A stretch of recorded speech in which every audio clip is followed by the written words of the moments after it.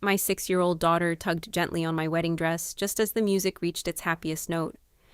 Why is Grandma crying? If today is supposed to be the happiest day of your life. I smiled automatically, still holding my bouquet, but the moment I looked toward my mother, every instinct in my body screamed that something was terribly wrong. She wasn't crying because she was happy. She was crying like someone who had just watched history repeat itself. And before I could walk down the aisle, she whispered 5 words that nearly stopped my heart. Don't make my mistake, Emma. Every family has a story they never tell. Mine always seemed unusually ordinary. I was 34 years old, a pediatric nurse in Portland, Oregon, and after years of believing I simply wasn't meant for happy endings, I was finally getting married. At least, that's what everyone believed, including me. My fiancé, Daniel, was 38, kind, patient, the kind of man who remembered birthdays without reminders, who secretly filled my gas tank when I worked late shifts, and who somehow convinced my stubborn daughter, Lily, that broccoli tasted better with dinosaur-shaped forks. Watching the two of them together felt like watching pieces of a puzzle quietly slide into place. Daniel had never tried to replace Lily's biological father. He simply became someone she trusted. That mattered more. Her father, Ryan, had disappeared shortly after she turned 1. No dramatic fight, no courtroom battle, just one text saying he needed to find himself. Apparently, he never finished looking. For years, I convinced myself I didn't need anyone. Work, my daughter, a tiny rented house, movie nights on Fridays, pancakes every Sunday. It wasn't glamorous, but it was ours. Then Daniel walked into my life after bringing his injured nephew to the emergency room where I worked. He was nervous, apologized too much, made terrible jokes while waiting for x-rays. 3 months later, he asked me to dinner. A year later, he asked Lily for permission before asking me to marry him. She crossed her little arms, stared at him for almost 30 seconds, then finally said, "Will you still come to my school plays even when Mommy gets old?" Daniel laughed. Especially then. That was the moment I knew, not when he proposed, when he answered my daughter. Still, there had always been one strange thing. My mother never truly celebrated our engagement. She smiled. She hugged Daniel. She congratulated us. But every single time wedding plans came up, something behind her eyes disappeared. At first I blamed grief. Dad had died 7 years earlier after a sudden heart attack. They had been married nearly 40 years. Maybe seeing another wedding simply reminded her of losing him. That explanation felt reasonable. Until little moments stopped making sense. Whenever Daniel entered a room unexpectedly, she became quiet. Whenever someone mentioned vows, she changed the subject. When I showed her my wedding dress, she cried in the bathroom for nearly 15 minutes. She claimed allergies in November, during the rainiest month of the year. Even Lily noticed. "Grandma cries a lot lately," she whispered one evening while coloring at the kitchen table. "She's just missing Grandpa," I answered.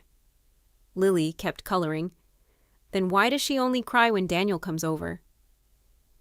Children don't observe more. They simply notice what adults refuse to see. I laughed it off, or at least I tried to, because once the thought entered my mind, it refused to leave. Had something happened? Did Mom dislike Daniel? Had he accidentally offended her? Whenever I asked, she smiled, too quickly. "Sweetheart, he's wonderful." Too quick, too rehearsed. I wanted to believe her, so I did. Because believing was easier than asking harder questions. The wedding arrived on a bright September afternoon. The vineyard overlooked rolling hills painted gold by early autumn sunlight. Friends laughed beneath white tents, music floated across the grass. Everything looked exactly like the weddings people save on Pinterest for years. Almost perfect. Daniel looked unbelievably nervous. He kept adjusting his tie. His brother teased him. "Relax. She's not going to run away." Daniel smiled. "I'm worried I'll trip before she gets here." Everyone laughed. Everyone except my mother. She stood alone near an oak tree, clutching a small leather purse with both hands. She looked pale, older than she had the week before, as if she'd aged years overnight. I walked toward her before the ceremony. "Mom?" She startled, almost guiltily. "You look beautiful." I hugged her. Her heartbeat felt impossibly fast. "Are you okay?" She nodded immediately. Too immediately. "Just emotional." Again. That word. Emotional. I studied her face. There were dark circles beneath her eyes. Her lipstick had been applied twice, one side slightly darker than the other, the kind of mistake people make after crying. "Mom," she interrupted softly, "nothing matters more than your happiness today." It sounded less like a blessing, more like an apology. Before I could ask another question, the wedding planner hurried over. "Emma, we're ready." The music began. Guests stood. Lily appeared in her tiny flower girl dress, scattering white petals with dramatic seriousness. Half the guests smiled at her. The other half secretly recorded everything on their phones. She reached me and slipped her tiny hand into mine. "Don't step on my flowers," she whispered. I almost laughed. The church doors weren't opening. There was no dramatic entrance. Instead, we simply began walking through rows of smiling faces beneath the open sky. I searched for Daniel. The moment our eyes met, every fear I'd carried for years disappeared. This felt right, absolutely right. Then Lily squeezed my hand. Hard. "Mom?" I leaned closer. "What is it?" She wasn't looking at Daniel. She was staring behind us, toward my mother.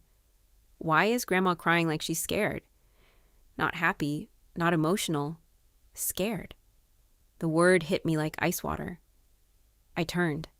Mom wasn't quietly wiping tears anymore. She was trembling. Actually trembling. One hand covered her mouth. The other gripped that old leather purse so tightly her knuckles had turned white. Our eyes met. For one impossible second, she looked as though she wanted to stop the entire ceremony. She even took one small step forward, then stopped herself. The officiant smiled politely. "Who gives this bride in marriage?" Silence. My uncle answered from the front row. "Her family does." Everyone relaxed, everyone except my mother. As Daniel reached for my hands, I caught one final glimpse of her. She quietly opened the leather purse, pulled out something folded, a photograph. She stared at it, then looked directly at Daniel. The color drained from her face. She began crying harder, not graceful tears, not sentimental tears, the desperate tears of someone watching a disaster unfold in slow motion. My heart began pounding. Daniel gently squeezed my fingers. "You okay?" he whispered. I forced a smile, just overwhelmed. The ceremony continued. The officiant talked about trust, commitment, building a future together. Ordinary words. Yet somehow each sentence made my mother's expression worse. Then came the vows. "Daniel looked into my eyes, Emma. Loving you has taught me that family isn't something we're born into. It's something we choose every single day." His voice cracked. Guests smiled. Some wiped away tears. Even I felt myself breaking. Then suddenly, "Stop." The voice wasn't loud, but every guest heard it. My mother had stepped forward. She wasn't looking at me. She wasn't looking at the officiant. She was staring directly at Daniel. For a moment, nobody moved. The wind itself seemed to disappear. Mom's lips trembled. She looked ready to reveal something she'd buried for decades. Instead, she turned to me, walked close enough that only I could hear her, then whispered, "Before you say, I do, you need to know what happened the last time I saw that photograph." And in that instant, I realized my wedding wasn't beginning. It was unraveling. The world seemed to stop breathing. The guests stared in confused silence as my mother stood only inches away from me, her hands shaking so violently that the old photograph nearly slipped from her fingers. Daniel looked from her to me. "Margaret, what's going on?" His voice was calm, but I noticed something that hadn't been there before. Fear, not panic, recognition. The officiant awkwardly cleared his throat. Perhaps we should take a short break. Nobody argued. Within seconds, the string quartet stopped playing. Conversations erupted across the vineyard, and our perfect wedding dissolved into whispers. I turned to my mother. What photograph? She swallowed hard before placing the faded picture into my hands. It showed two young couples standing outside a small church almost 35 years earlier. I immediately recognized my parents. My father looked impossibly young, his arm wrapped around my mother's shoulders. But it wasn't them that made my pulse race. Standing beside them was another young couple. The woman smiled brightly at the camera. The man's face looked almost exactly like Daniel's. Not similar, almost identical. The same eyes, the same smile, the same crooked nose, the same small scar above the eyebrow. Except this picture had clearly been taken decades before Daniel and I had ever met. My stomach tightened. Who is this? Mom answered without taking her eyes off Daniel. His father. A murmur escaped several nearby guests who had wandered close enough to overhear. Daniel blinked. My father? Mom nodded. Thomas Harper. Daniel frowned. How do you know my father's name? Another silence. Longer this time. I knew him before you were born. I looked from one to the other. Nobody was explaining anything, only creating more questions. Daniel rubbed the back of his neck. My father died when I was 12. I know. You were friends? Mom's eyes filled with tears again. No. She whispered the word so quietly I almost missed it. We were much more complicated than friends. My heart began pounding. The obvious conclusion hit me first. Had she once been involved with Daniel's father? The thought made me physically sick. I looked at Daniel. He seemed just as shocked. I don't understand. Neither did I, but suddenly, years of strange behavior flooded back into my memory. Every uncomfortable smile, every forced congratulations, every excuse, every tear. She hadn't been reacting to Daniel. She had been reacting to his last name. Daniel slowly reached for the photograph. I've never seen this picture. Mom hesitated before letting him take it. He turned it over. Nothing. No names, no date, just faded paper. My father never talked much about his life before Mom. Then he froze. My mother? He looked up. She hated weddings. I frowned. What? Daniel nodded slowly. Every anniversary she'd lock herself in her bedroom for hours. He laughed nervously. I always thought she was just grieving Dad. Mom closed her eyes. So did everyone. The sentence landed strangely. Everyone? I stepped closer. Mom, enough. My voice cracked despite my efforts. Tell me what's happening. She looked towards the vineyard where guests pretended not to watch us. Then she said something completely unexpected. This conversation shouldn't happen here. Daniel nodded immediately. I agree. I stared at both of them. No. They both turned toward me. No more secrets. For 34 years, I had trusted the adults around me to tell the truth. Suddenly, it felt like none of them ever had. My uncle approached cautiously. Emma, maybe everyone should head to the reception while you sort this out. The guests needed permission to leave.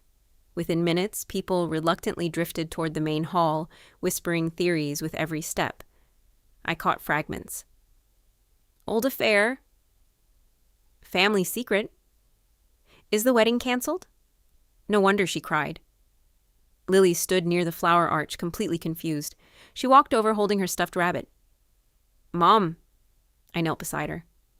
Are you mad? No, sweetheart. Is Grandma sick?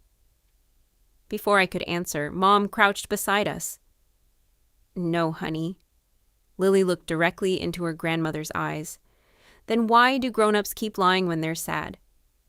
The question hit all three of us harder than anything else that morning. Children really did notice everything.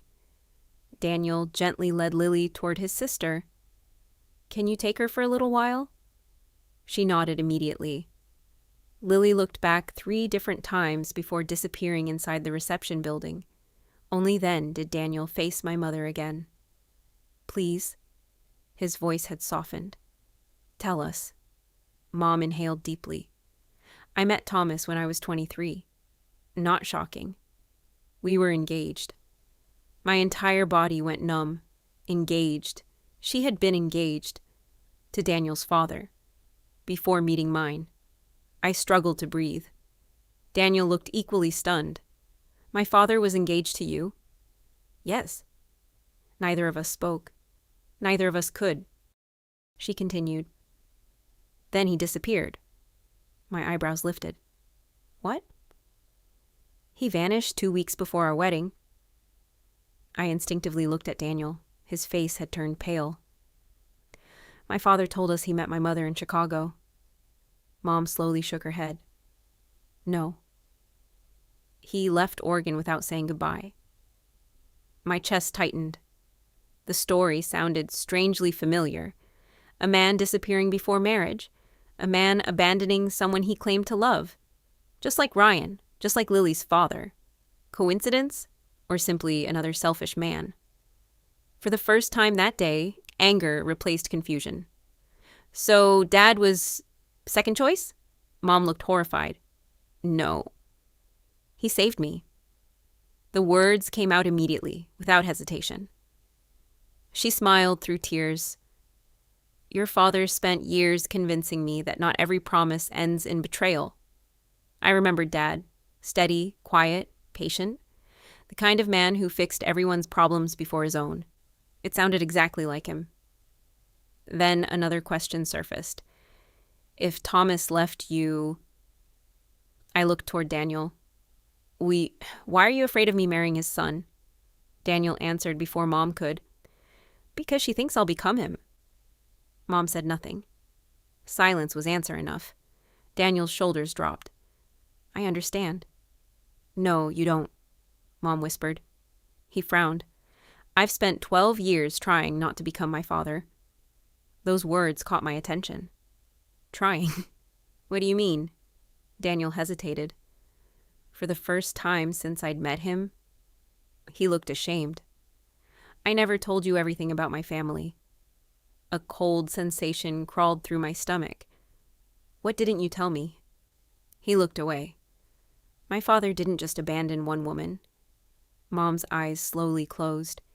"He abandoned several." The vineyard suddenly felt much colder. Daniel continued quietly. "After he died, my mother found letters." "What letters?" "Women. Plural. Each letter came from a different state, different years, different names. Some thanked him, some hated him, some begged him to acknowledge children." "Children." I stared at Daniel. "Are you saying, He nodded. "I may have brothers and sisters I've never met." My mind refused to process it. This wasn't just about an old engagement anymore. It was about a lifetime of lies stretching across decades. Mom spoke again. "I wasn't crying because I thought Daniel would hurt you." Daniel looked surprised. "I was crying because I realized I judged him for a crime he never committed." For the first time that day, hope returned. Only slightly. Daniel stepped closer. "You should have told us." I wanted to. She smiled sadly. But every year it became harder. I reached for her hand. She squeezed mine desperately. "I thought if I stayed silent, history couldn't repeat itself."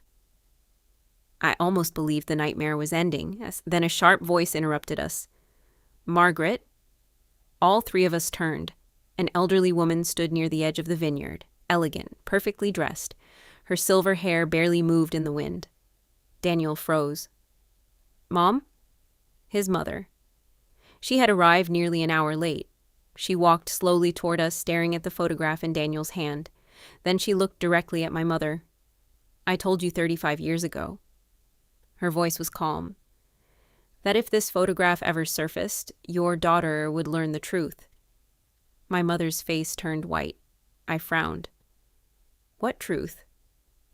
Daniel's mother looked at me with heartbreaking sympathy. Then she quietly said the one sentence none of us expected. Emma? She glanced at Daniel.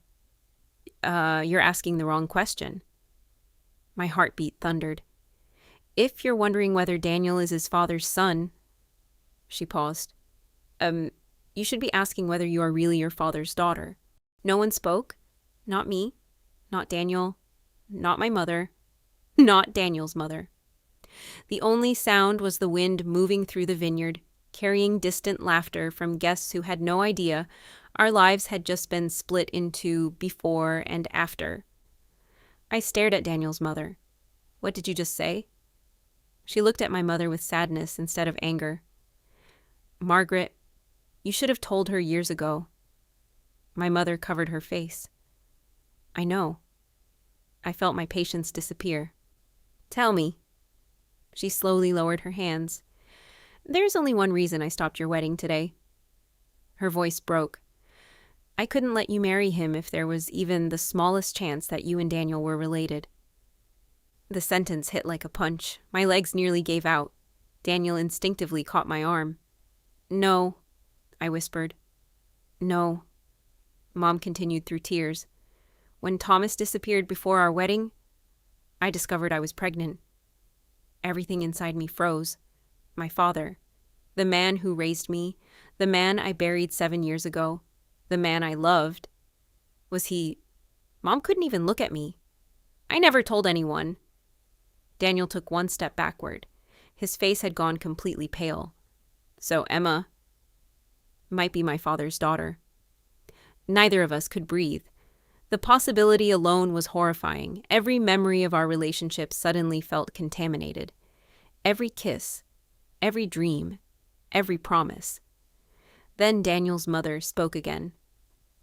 That's what Margaret believed. Believed. Past tense. I looked at her. What do you mean? She opened her handbag and removed an old envelope. Yellow. Folded dozens of times. I kept this because Thomas asked me to burn it. She handed it to my mother. Margaret immediately recognized the handwriting. Her hands began shaking. I've never seen this. You were never supposed to. Inside was a letter. Thomas's letter. Mom unfolded it carefully. Her voice trembled as she read aloud. Margaret, if you're reading this, then Evelyn finally decided you deserve the truth. I didn't leave because I stopped loving you. I left because your father threatened to destroy both our families if we married. He had discovered something before either of us did. The woman who raised me wasn't my biological mother. After my father's death, I learned that I had been adopted as an infant. We weren't connected by blood after all. But by then, everything had already fallen apart. When I came back for you, you were already married. I chose to disappear because I believed you deserved peace instead of another broken promise. I'm sorry. Every single day, I'm sorry. The vineyard fell silent again. Nobody moved. Nobody even blinked. Mom lowered the letter. I was never pregnant. I stared. What? She nodded slowly. I thought I was. She laughed bitterly through tears. I missed 2 cycles because of stress. I finally saw a doctor after your father proposed. Her voice cracked. There was never a baby. I felt my heartbeat return. Slowly. Painfully. You mean... She nodded. Your father... A tear rolled down her cheek. The man who raised you is your biological father. The air rushed back into my lungs so suddenly I almost collapsed. Daniel wrapped both arms around me before I hit the ground. For nearly a full minute, neither of us spoke.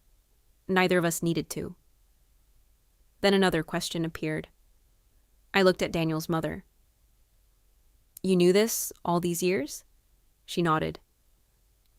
My husband confessed everything before he died. You let my mother believe she had lost the love of her life because of betrayal. Tears filled Evelyn's eyes. I hated him. Her honesty surprised everyone. I hated what he'd done. She looked toward the hills. But after 30 years, I hated carrying the secret even more. Mom suddenly stepped toward Evelyn. For a moment, I thought she might slap her. Instead, she hugged her. Both women cried harder than anyone else, not because of Thomas, not because of old heartbreak, because they had each spent 3 decades grieving different versions of the same lie. Daniel quietly squeezed my hand. I'm sorry. I looked at him. For what? My family. I smiled through tears. No. I touched his face. You are not responsible for the choices your father made. His shoulders relaxed for the first time that day. Then a tiny voice interrupted us. Can someone tell me if the wedding is canceled? We all turned. Lily stood beside Daniel's sister, holding her stuffed rabbit upside down. She looked genuinely concerned. Because... She shrugged. I already ate 2 pieces of cake. For the first time all afternoon, someone laughed, then another. Within seconds, every one of us was laughing through tears. Children have an incredible gift. They remind adults that life keeps moving. I knelt in front of Lily. The wedding isn't canceled? It isn't? I smiled. No. She grinned. Good. She whispered loudly enough for everyone to hear. I already practiced calling him Dad. Daniel covered his mouth. His eyes instantly filled with tears. He knelt beside her. You don't have to. She looked confused. I know. She shrugged. I want to. Daniel completely broke. He hugged her so tightly she squealed. I can't breathe. Everyone laughed again. Even my mother. An hour later, the guests returned to their seats. Most had no idea what had happened. They only knew the ceremony had been delayed. This time, when I walked toward Daniel, my mother wasn't crying. She was smiling, a real smile, the kind I hadn't seen since my father was alive. As I reached the altar, Daniel took my hands again. I think we already proved the for worse part. The guests laughed softly. So, he smiled. Want to see how the for better part goes? I kissed him before the officiant could object. The applause echoed across the vineyard. After the ceremony, my mother quietly walked to my father's memorial photograph displayed beside the guest book. She touched the frame. I'm sorry. She smiled through tears. You spent your whole life loving me, while I spent too many years mourning someone who never truly left by choice. A breeze lifted the corner of the photograph. For a brief moment, it almost looked as though my father were smiling back. Months later, Daniel and I framed 2 pictures beside each other in our living room. One was from our wedding, the other was the faded photograph that had nearly destroyed it. Not as a reminder of betrayal, but as proof that the truth, even when it arrives decades late, is still kinder than a lifetime built on fear. My mother and Evelyn became unlikely friends. Together they searched for the families of the children Thomas had never known. Some wanted answers, some wanted nothing. But every conversation finally began with honesty. And honesty, we discovered, heals far more than silence ever can. As for Lily, one evening, while looking at our wedding album, she smiled and said, You know what? What, sweetheart? She pointed at the photo where everyone had been crying. Sometimes people cry because they're sad. She flipped to the last page where everyone was dancing together. And sometimes they cry because the scary part is finally over. She was only 6 years old, yet somehow she understood everything. The greatest damage is often caused not by the truth itself, but by the silence that surrounds it. Secrets passed from one generation to the next can steal years of happiness, while honesty, even when painful, can set an entire family free. If this story moved you, tell us in the comments. Should Margaret have revealed the truth before the wedding, or was she right to wait until she was certain? What would you have done in her place?